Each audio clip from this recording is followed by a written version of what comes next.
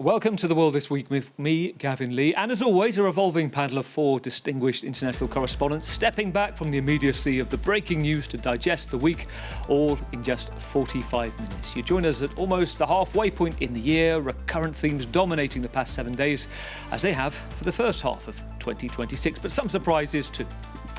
In a week where a renewed ceasefire was proclaimed between Israel and Lebanon, a deal that hinges on the complete cessation of attacks from the Iranian-backed militants Hezbollah and withdrawal from the south of the country, although 24 hours later Hezbollah rejected the agreement that is closely tied to the wider temperamental talks between Iran and the US, with the Iranian regime threatening to abandon negotiations with Washington over the events in Lebanon and growing occupation by Israeli forces too, including the capture of a medieval crusader castle on Sunday. We heard this week too that President Trump picked up the phone to Benjamin Netanyahu and swore at him, told him to pull back, stop derailing the talks, reportedly adding, "Everybody hates you now."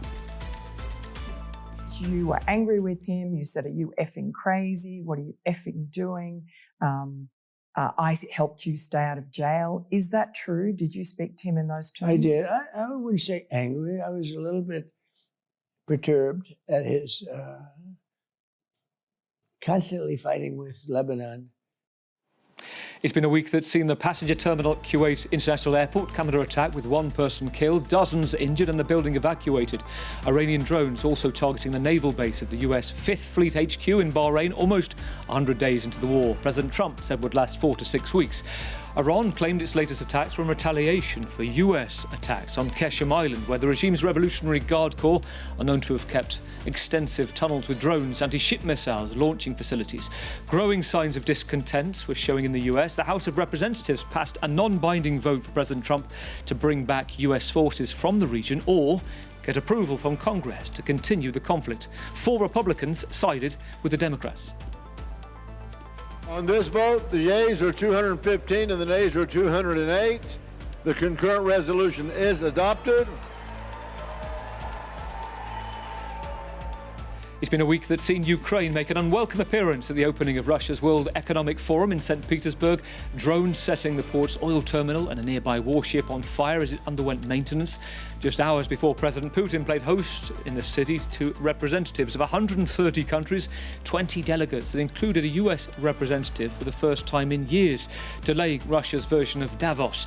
Meanwhile, the ferocity of Moscow's aerial campaign against Ukraine has not let up. The Institute for the Study of War said recent Ukrainian counterattacks are generating tactical, operational and strategic effects that could disrupt Russia's summer offensive. Speaking in Kyiv this week, the NATO Secretary-General Mark Rutte claimed the casualties for Moscow were historic. Russian losses are substantial, over 30,000 per month. This means losing more men in 1 month than the Soviet Union did in 10 years in the 1980s in Afghanistan. Absolutely staggering numbers. It's been a week where details of the shocking treatment by British police of a dying teenage victim were made public, and it led to protests and political fever pitch. This is the case of 18-year-old student Henry Novak, who was murdered as he walked in a Southampton street. The killer, Vikram Digwa, a weapons obsessive, lied to police when they arrived, falsely accusing Henry of racism. The officer's body cam shows Henry asking for help, but they handcuffed him as he lay dying. There have been violent demonstrations in Southampton. Britain's populist opposition leader, Nigel Farage, calling for people to respond with pure, cold rage. The world's richest man, Elon Musk, amplified the anger on X, claiming British officers were required to discriminate against white people. Sir Keir Starmer told Musk to stop interfering and whipping up division. Outside court, Henry's father urged people not to use his son's death to promote hatred, and that he was haunted by his son's final moments. Henry did not die with dignity. He did not die with the care he deserved. He lost consciousness before anyone believed him. Let me be absolutely clear. We hold Vikram Digwa solely and 100% responsible for the brutal murder of our son. But Henry should not have died on the streets of Southampton in police custody. And we are just a week away from the World Cup. Teams have been arriving already in the US, Mexico and Canada, where it's being held this year. The Brazilian plane was said to have sprayed with holy water as it touched down in New Jersey. The South African squad were met with a Mexican mariachi band in Pachuca, and Cape Verde's team had a sing and a dance on the plane as they arrived in Boston.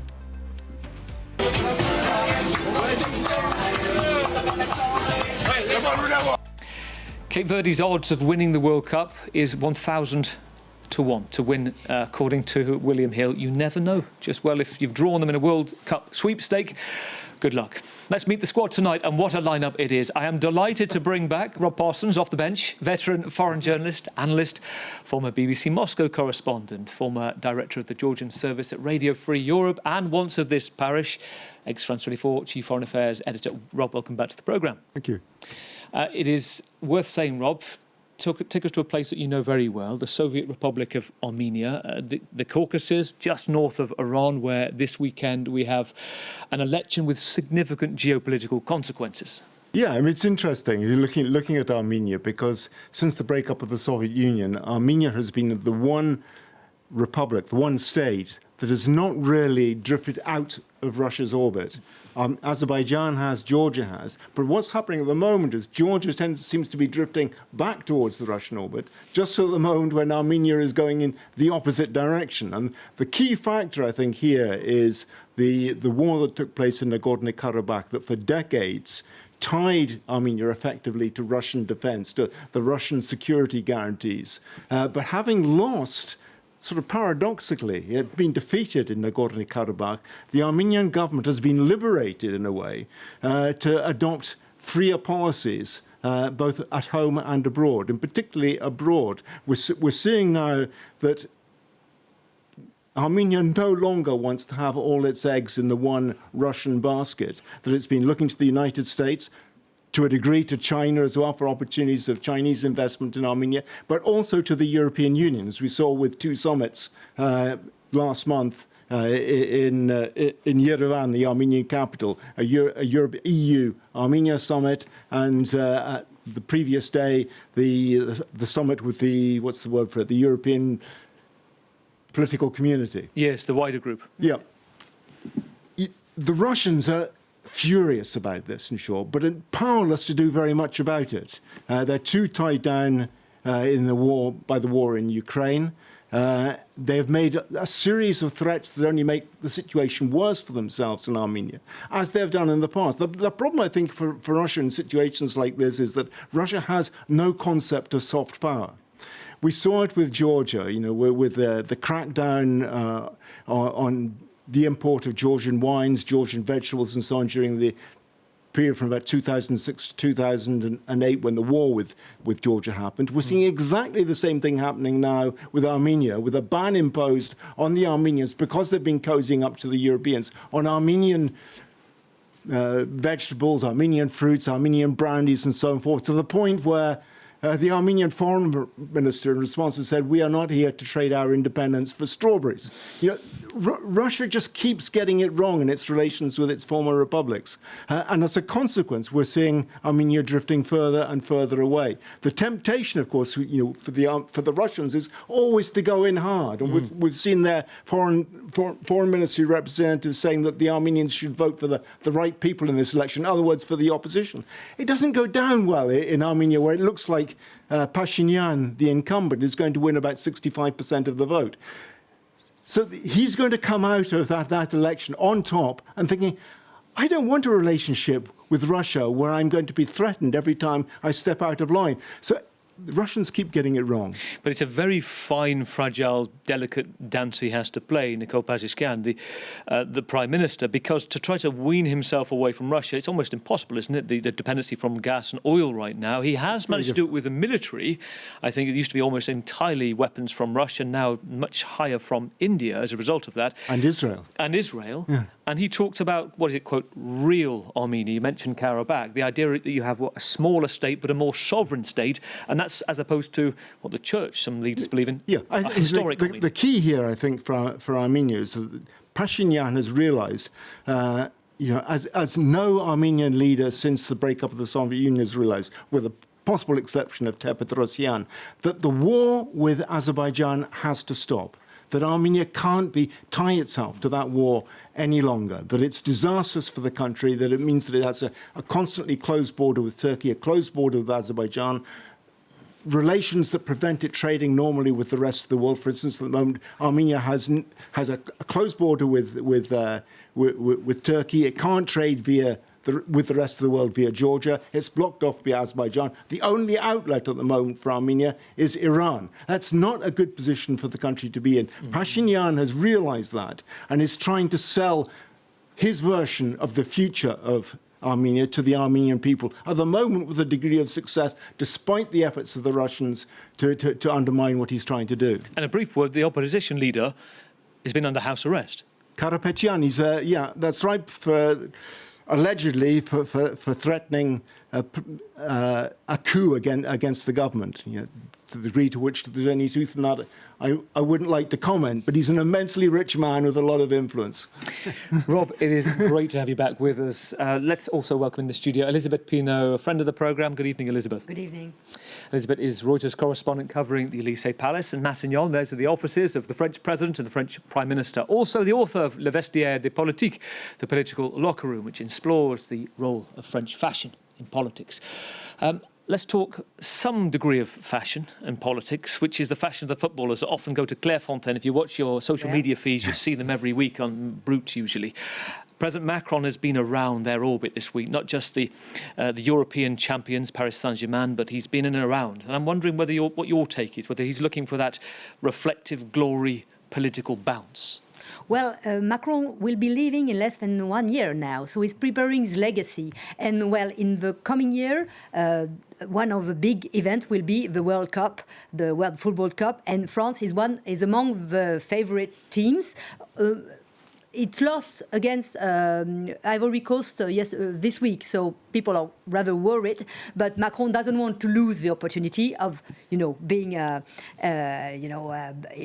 seen with the football people, and he knows that he's going to be watched a great deal. And we already know that he's going to go to the United States if the French team, the French national team, goes to the semi-final. So we'll see, hopefully. But yes, President Macron has always been interested in football. He's a supporter of Marseille, but he received the Paris Saint-Germain winners last week. But he's really strongly involved in that. He of course wants to take the opportunity of the football aura, but he's truly interested in the game.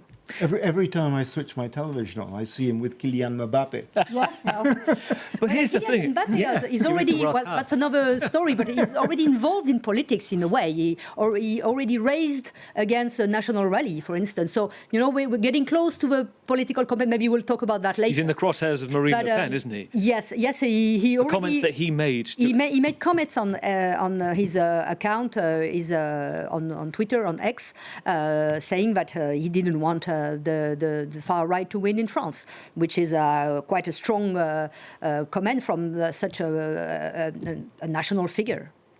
Briefly worth saying as well, there is such a thing as a political bounce, and I still get my head around this. This is Jacques Chirac, 1998, in the approval ratings reportedly jumping 10 to 18 points, but it didn't happen to Emmanuel Macron in 2018 when they won the World Cup. Well, yes, it depends on sometimes. Yes, it did work for Chirac, but just imagine it was our first World Cup. It was such a debate. It was totally crazy. I was there. I was starting my career, and '98 is really special in our mind because it was our first World Cup. We couldn't believe it, really, and it was in France. I mean, it was so huge. Now it's just a repetition. No, it's par for the course, isn't it? Well, it's rub it in. It's not the same. It's not the same. It was not the same. Elizabeth, delighted to have you with us as well. Let's also bring in Doug Herbert, native New Yorker, who's covered the collapse of the Soviet Union from Moscow in the 90s for the New York Times, and on to the Philadelphia Inquirer. A career that's taken him to CNN, covering business and markets and the Big Apple and the EU from London. And lucky for us, at France 24, he's been resident international affairs commentator for 2 decades. Great to see you, Doug. Can you write my CV, please? You didn't update it. Ask AI to do it. Talk us through this. I talk about your illustrious career, an illustrious organisation, CBS. There is chaos this week. It's quite unbelievable for, CBS is a global name, but especially in the U.S., it has always been sort of the flagship of American news organizations. And in that flagship, 60 Minutes has been the flagship news weekly program. When I say it was the rendezvous, millions of Americans literally riveted to their sets. And it is, in the words of a veteran CBS presenter, Dan Rather, he was sort of a dean today, an elder statesman of American journalism. He basically said that in the future, next to the CBS logo, there should be an asterisk, and it should say, this story was approved by Donald Trump. And the reason he's saying that is because of the very dramatic events that has been sort of unfurling in the past several months, but really built to a climax this week when a very prominent, longtime correspondent for CBS, Scott Pelley, basically at a meeting which was supposed to be meet and greet, a getting to know you meeting by the new executive producer of 60 Minutes, a guy named Nick Belton, filmmaker, journalist from the New York Times, actually, with no broadcast experience, was brought in, thought it was going to be easy. They brought some bagels. People were supposed to have some, a little meet and greet and chat. Scott Pelley stood up with all the other journalists and staff of the program looking on and basically chewed out this new guy, basically saying that he has slender qualifications, but more importantly, took direct aim at the elephant in the room, the woman who wasn't there, Barry Weiss, who the controversial CBS executive editor, who was appointed by the head of CBS's parent company, the billionaire Ellison family, owner of Paramount Skydance, which owns CBS. She was appointed to sort of revamp and drag it into the modern age, but the CBS journalists begged to see it differently. CBS 60 Minutes under the Weiss regime. It's basically, you've seen 3 journalists fired. One has left. Now you have Scott Pelley's exit. Used to be a stable of 7, 8 correspondents. They're now down to 3, and their future is unclear. And what Dan Rather said in a very sharp commentary this week is he said that it's the president and the corporate billionaires who curry his favor. They have essentially eviscerated the best news program in the world. Now, you might say that that's a little hyperbole, a little exaggeration, but the fact of the matter remains 60 Minutes was iconic and is iconic in America. And there's a lot of uncertainty now over, if it is being eviscerated, as Dan Rather puts it in this manner, what does that mean for other leading journalists and other leading news outlets in America? It's sort of a red flag over the U.S. journalistic landscape, but that's the way it's being seen. 60 minutes under fire, perhaps 45 minutes is the answer. We're not under the influence of any oligarchs or big tech or leaders. Let's complete our line. Doug, great to see you as always. Great to have you here. Let's cross to the US. Let's welcome back Yaroslav Trofimov to the programme. Good evening, Yaroslav. Great to be back. Yaroslav is the award-winning Chief Foreign Affairs Correspondent of the Wall Street Journal, the Foreign Correspondent of the Year, awarded by the Association of Foreign Correspondents 2025, but seeing as 2026 hasn't been announced, you are still a title holder. You are still awards maxing us right now. You're mogging Yaroslav. He's also the author of the historical epic No Country for Love, set in 20th century Ukrainian history, as well as his non-fiction works, Our Enemies Will Vanish, the Russian invasion of Ukraine's War of Independence, which won the Peterson Literary Prize, and The Siege of Mecca as well. It is fantastic to have you with us. Let me run something by you, Yaroslav. One thing we haven't mentioned that's made news this week is the Anthropic co-founder, Jack Clark, warning, saying this, that AI is evolving at such a pace where we can see it develop without human input, that the industry has a gas pedal but doesn't have a brake. Now, given the conflicts that we've spoken about before, the embedded use of AI in warfare, how likely is a brake pedal?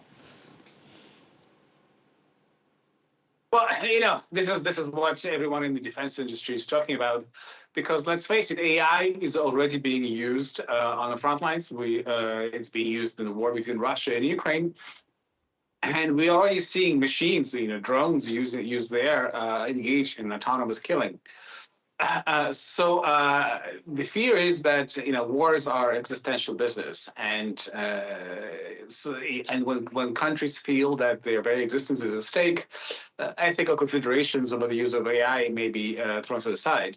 And so I think that's the fear that lots of people have in the industry and beyond. And Yaroslav, I would like to jump right in fact, to our first topic tonight with you, because it's in the conflict in Ukraine, and you can take a look here. This is Yaroslav's latest headline in the Wall Street Journal. It reads, Russia's elite is souring on the war. Putin doesn't seem to care. Will you talk us through this, Yaroslav? What you mean by it? Well, the Russian war in Ukraine is now in its 5th year. It's lasted longer than the Soviet Union's war against the Nazi Germany in the middle of the 20th century, and it's not going well for Russia. The Russian army is not able to advance on the front lines.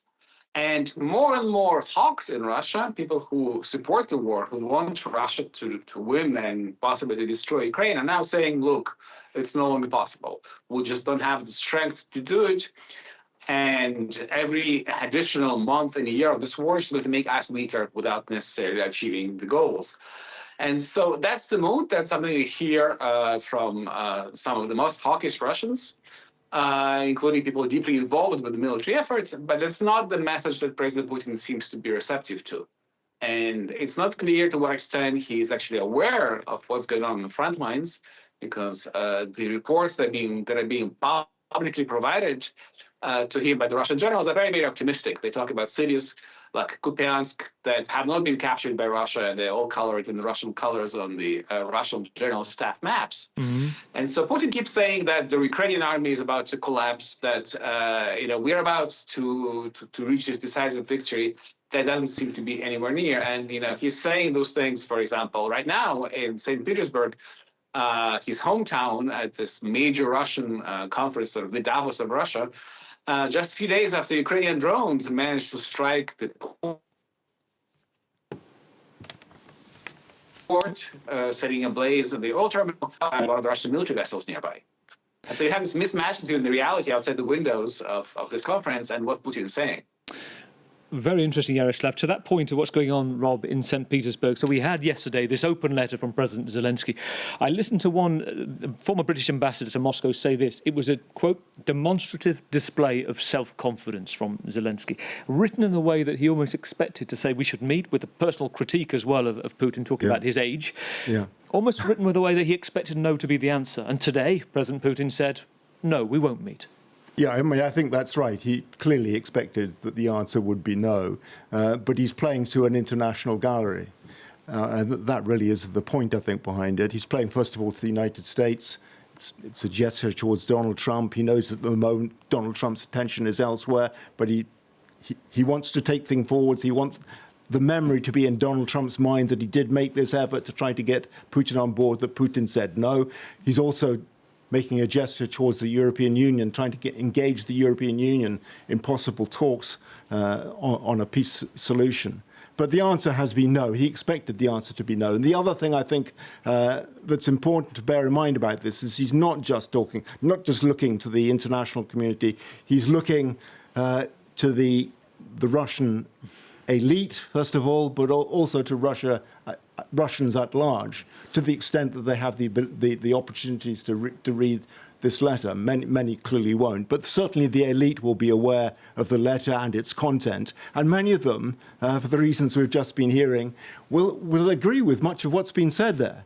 Whether they dare to come out and make the comments, probably quite unlikely at this stage, but I think Zelensky has recognised, first of all, that there is that swing moment in the fighting on the front in Donbass at the moment. But at the same time, internally in Russia, things are getting much more difficult for Vladimir Putin. And this is the moment to put pressure on him by appealing indirectly to the elite who stand behind him to try and weaken their allegiance to him. And it's notable, the weather this month and next month is dry.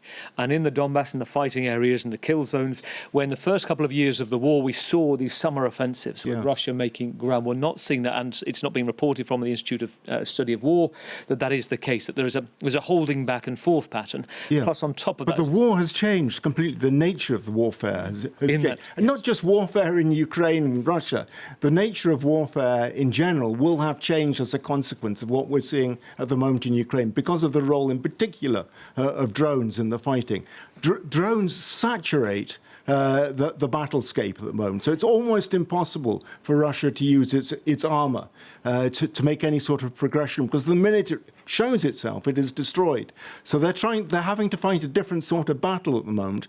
And as things stand, they don't seem to have found a way to have turned the odds on the Ukrainians. The advantage at the moment is with Ukraine. It's not a guarantee that it'll always stay with Ukraine, but for the moment, it's with them. And that, I think, is another reason why Zelensky wrote this letter at this moment. And it's worth saying within this letter, President Zelensky said, quote, after 26 years in power, age is beginning to take its toll, and with time, the fatigue with you will only grow. We often hear that you're comfortable with this war, of course, not in those cases when it comes to the security of your residence in Volodya, your parade in Moscow, your own life is valuable to you, etc. So some top trolling going on there, Doug. How do you think that's gone down in the Kremlin? Look, I mean, Putin can say what he wants. It's rather embarrassing, these setbacks, and a lot of them, as Rob was just talking about, the change in the warfare landscape. The drones have allowed Ukraine to strike much deeper into Russian territory, on the eve of the opening of Putin's, a big showcase glitzy economic forum in St. Pete, the one he was speaking at today. You had a drone attack just down the road at the St. Pete oil terminal, another one at a military site on Kronstadt, which is on an island right in Petersburg. You don't get more embarrassing than that. And with the smoke from the explosions coming over, billowing over the site. Look. Don't take it from me. I was watching the state-controlled First Channel last night just to see what's their play on this. They had a giant glitzy report on the grand opening of the Petersburg Forum. Not a single word about any of the attacks in the vicinity. I mean, it's startling. It's as if, the agriculture show fair was opening here in France, and there was a drone attack right down the road in the 15th arrondissement or something, and no one mentioned it. All the cows are here, ready to go. They're all happy. It's staggering. But look, there's an element of embarrassment here. Putin can't deny it, but what he is he's in his sort of what I've been calling his upside down world. Sorry for the pop culture Stranger Things reference, but in the sense that he is very much hardwired into his own propaganda that nothing to see here, carry on. The economy's going well. Our positions on the battlefield are still strong. We're consolidating. He even talked about upping his air defenses the other day. So in his narrative, anything that suggests that the Russian forces are right now in a bad posture or morale's down or things aren't going so well for the economy, that's all the result of a disinformation, fake news campaign by that virulent anti-Russian Western media. And it is worth saying, Yaroslav, whilst Rob talked about a tide turning in drone warfare, and that was acknowledged by President Putin today, saying that they are having effect on the economy, but nothing, he said, that was devastating. At the same time, Ukraine, we had Mark Rutte there this week, Yaroslav, the difficulty in dealing with not just the ballistic, but the hypersonic missiles, the Russia's newest operational ship-launched hypersonic cruise missile. This is the 3M22 Zircon, can travel up to 9 times the speed of sound. Ultimately, Yaroslav, this is something that there's still no real answers to. There are technical answers to this. Yeah. It's just they're very costly, and a lot of the stock of these interceptors are either not available to Ukraine or have been already consumed by the conflict in the Middle East, where thousands of Iranian ballistic missiles and cruise missiles have had to be shot down in March and April. Now, all of this is true, but Ukraine has other ways of putting pressure on Russia. I think probably the most interesting element of why the battlefield has changed in the last couple of months is the so-called middle strike drones, the drones that fly about 150 kilometers, maybe 200 kilometers. And Ukraine's dominance in that particular kind of drones, and they are able, over the last 2-3 weeks, to completely disrupt the logistics in southern Ukraine, all the way to Crimea, and now in Crimea itself. So in Crimea, which is a Russian-occupied peninsula, right now there is no fuel. No matter how much money, you just cannot buy any fuel anymore, and shortages of other goods are appearing. And that's also obviously affecting the logistics of all those Russian forces in southern Ukraine, in Zaporizhia, in Kherson, and in Donbass. And so that technological dominance that Ukraine has at this moment is really, it is the reason for Zelensky's optimism and for this letter. And yes, it's true, President Putin can inflict pretty catastrophic damage to some parts of Kiev, as he has done earlier this month with the strikes on the Ukrainian capital, or last month, to be more correct. But that doesn't really have a direct bearing on the conduct of the war. It doesn't really diminish Ukraine's war-fighting ability. It just kills civilians and creates a lot of anger among Ukrainians that probably also motivates them even more to hit harder at Russia. Elizabeth. Let's not forget that this war has made 500,000 dead. But that's that's what it is. So the sign of weakness of that Russia is showing, we can hope that in the Russian society, which is not used to wake up and who suffers from disinformation, of course, they may, realize that there are threats. If there are drones in St. Petersburg, if there are threat of drones in Moscow, maybe the Russian opinion will react, we can hope. And also, Zelensky can count on the NATO support, on the European support. There is this meeting this Sunday in London with Macron is going there to support Zelensky. We know that Ukraine will be a topic for the G7 meeting in 10 days, with Trump coming to Europe, to France, to Evian. So things are moving here. Yes. Do we know if we have the G7 summit coming up here in France in days' time, is President Trump going to be there? Yes. Well, he confirmed. Well, the White House confirmed that he would come, but we know that Macron was hoping that there would be a bilateral leg, maybe in Paris. He was invited for dinner in Versailles. This has not been confirmed, but the White House said that he would come. But you never know with Trump. He could just decide 2 days before that he doesn't want to come. But for the moment, he's coming. Well, matters related to President Trump. Let's move 8:30 Sunday morning at local time in Lebanon. This when AP and Reuters reported that Israel had captured a valuable vantage point over 2,000 feet above sea level. This is Beaufort Castle, a medieval crusader fortress on a cliff top just north of Litani River. The Israeli military spokesperson called it a symbolic operational victory for the IDF in its fight against Hezbollah. France called an emergency UN Security Council meeting. The French Foreign Minister Jean-Noël Barrot said, quote, "Nothing can justify the continuation of Israeli military operations in Lebanon and its ever deeper occupation of Lebanese territory." And the capture happened during what, in name, was an agreed ceasefire. Iran's regime said a result of Israel's actions, it's suspending talks with the US over the reopening of the Strait of Hormuz and extending its nominal ceasefire. Cue President Trump's expletive-filled phone call with Benjamin Netanyahu, according to Axios. These quotes are ascribed to him, including calling the Israeli Prime Minister, "You're effing crazy," and telling him to hold off. It's not been denied by him.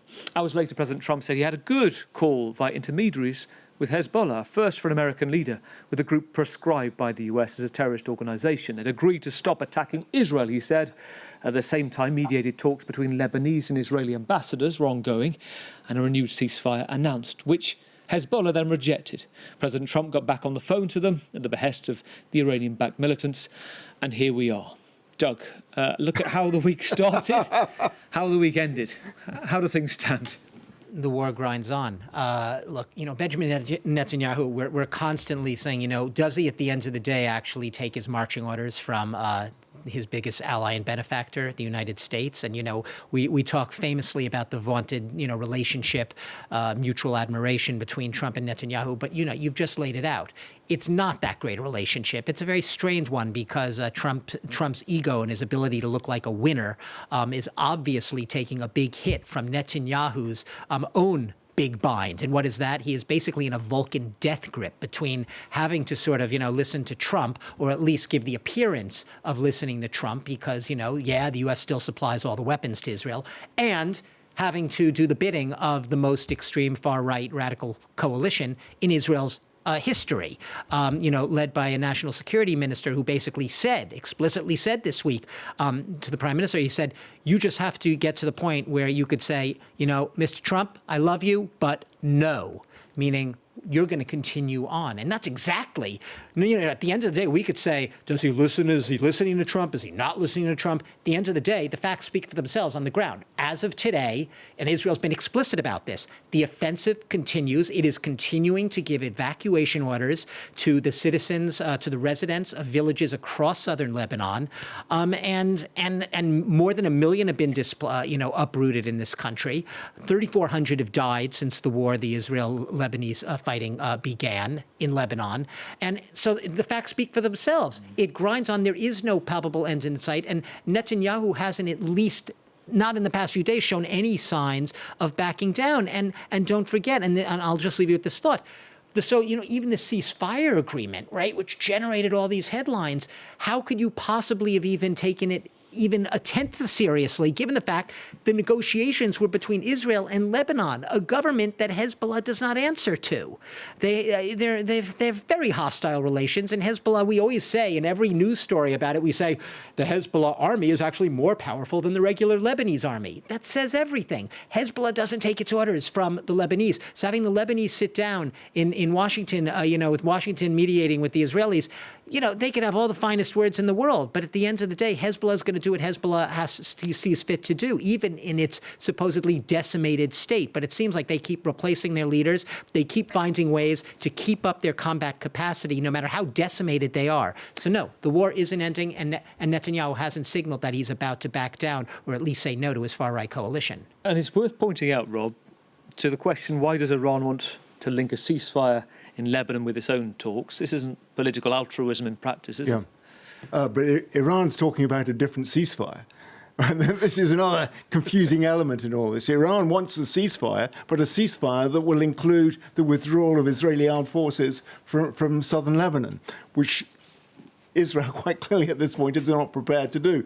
So it keeps going round in circles at the moment, and the bottom line of it all is that Donald Trump has caught himself in a trap of his own making by starting this war, by allowing it to continue on Netanyahu's terms, effectively. He's now reached the point where Iran is calling his bluff, saying to him, look, we're not prepared to accept your terms. We're not going to abandon all elements of our nuclear program. We're not going to abandon our missile program. For the moment at least, we're going to insist on having control over the Straits of Hormuz and charging people for going through it.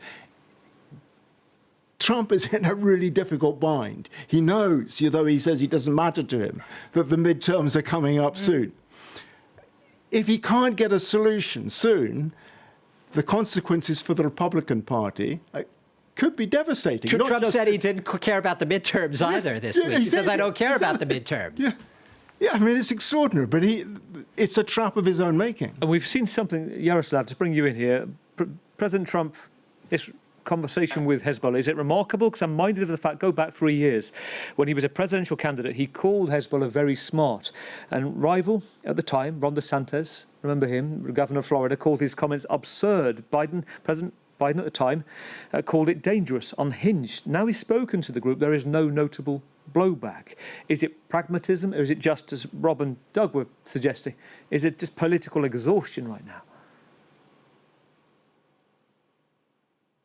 President Trump has a pattern of saying flattering things about his opponents, be it Vladimir Putin or be it actually the current Iranian leadership as well. He sees it as part of the negotiations. But I think the key dilemma here is that because of this war, Israel's security in its own neighborhood is now tied to President Trump's desire to reopen the Strait of Hormuz and to bring down the price of gas at the pump in America. And I think that's a predicament of Netanyahu's own making that is now backfiring against him. And that's why he's in this bind ahead of elections that must happen in Israel before October. And obviously, after this conversation with Trump, everyone in Israel, the opposition and many parts of the government were, very furious at how Netanyahu actually now sort of farmed out Israel's security to someone like Trump, who has very different interests, at his heart. And a brief word, Elizabeth, on the French government. Another week where you've got the government and the foreign minister rubbing up against the Israeli government, this time deep criticism of the escalation going on in Lebanon. Yeah, we have France has historical links with Lebanon. We are very worried about what's going on there. And France lost several soldiers also there. So, yes, Paris raises the voice against Israel for striking Lebanon. And the problem, as far as Europe and France is concerned, is of course the Strait of Hormuz that threatens the world economy. And France tried to give some diplomatic advice, saying reopen Hormuz and apart discuss some agreement, but reopen Hormuz. But it didn't work. Nothing happened. OK, well, that takes us elsewhere. Let's go to Latin America, because there's going to be a new president in Colombia in 2 weeks, and the favourite to emerge after the shakedown of the first round this week is a man who calls himself El Tigre, the Tiger. This is Abelardo de la Espriella, the former criminal lawyer who stars in his own music videos. He tells the crowd, "I'm not a politician. Politicians never keep their promises." Populist, hard right. He wants to build so-called mega prisons in the style of El Salvador. Some say his own brand and look is styled after El Salvador's president. This is what they both look like. This is Abelardo on the left. Well, he talks of following the Argentinian economic playbook of Javier Milei and of ending the policy of the incumbent left called Total Peace, Paz Total, which is simultaneously ceasefire negotiations with all Colombia's armed groups at the same time.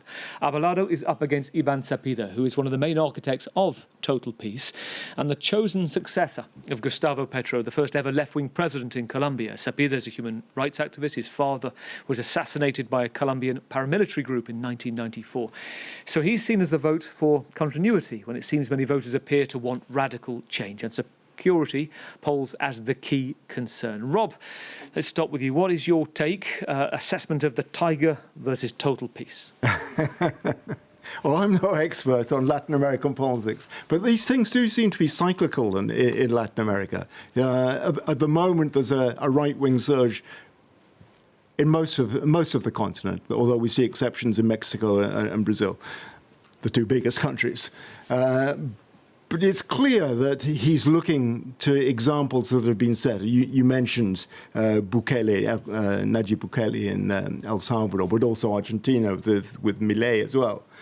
His economic policies seem to draw more from what Milei is doing in Argentina than what Bukele is doing in Salvador. In Salvador, I think he's looking at the security example, the crackdown on crime, the crackdown on the drug barons and so on and so forth. And he's appealing quite directly to Donald Trump.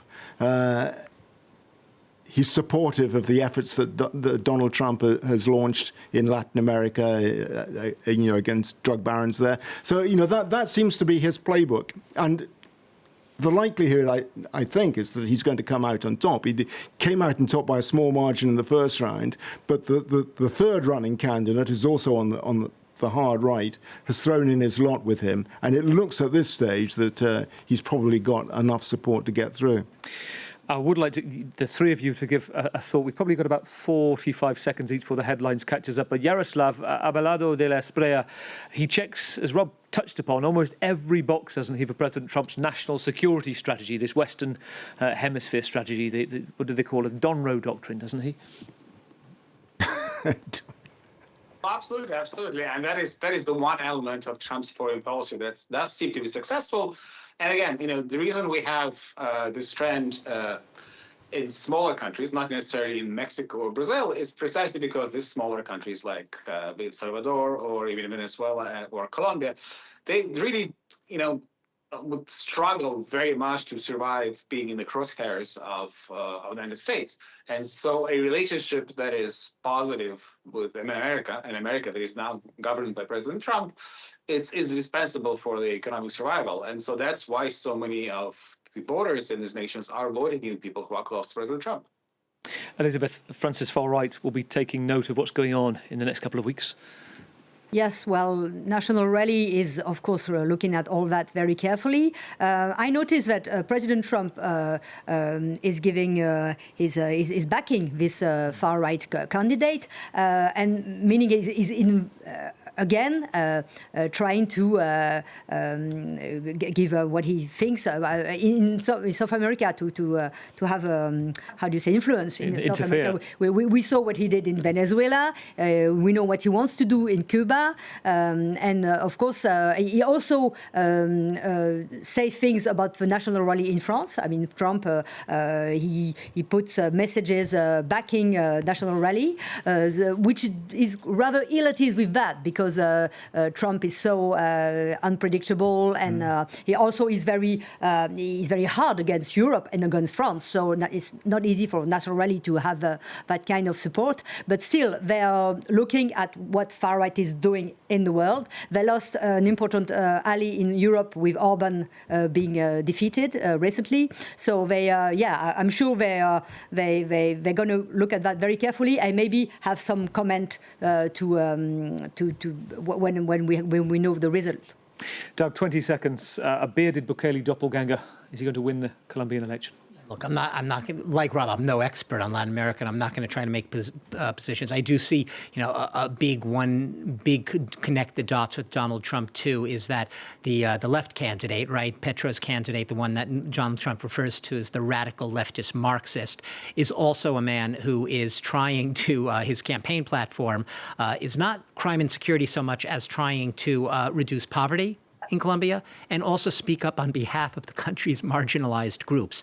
That is an agenda which you wouldn't exactly say can be grafted onto Trump's manifesto. It's very much at odds with Trump's as well. A nice point to end it. Thank you, Doug. That's it for this week. Thank you so much to all of the fantastic panellists tonight. Doug Herbert, our international affairs commentator.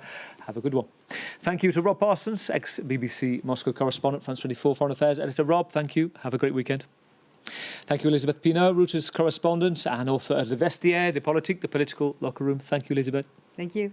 And also from the US, Yaroslav Trofimov. In fact, Dubai, I believe, tonight. Chief Foreign Affairs Correspondent for the Wall Street Journal. Foreign Correspondent of the Year award by the Association of Foreign Correspondents. Thank you, Yaroslav. Thank you. Great show. And you can read No Country for Love. It is an excellent read. Thank you for watching. I'll leave you this week with some incredible images from the World Food Photography Awards, which were announced on Tuesday from 9,000 submissions. Joe Kearney won the grand prize for A Woman Eats in the Canteen of a Soviet-era sanatorium. We'll accompany tea in Tajikistan with a serving of gorillas lightly sprinkled on top as the band headline in the opening night of We Love Green Festival in Paris tonight. Enjoy this feast for the ears and the eyes. We'll see you in 7 days for the food next week.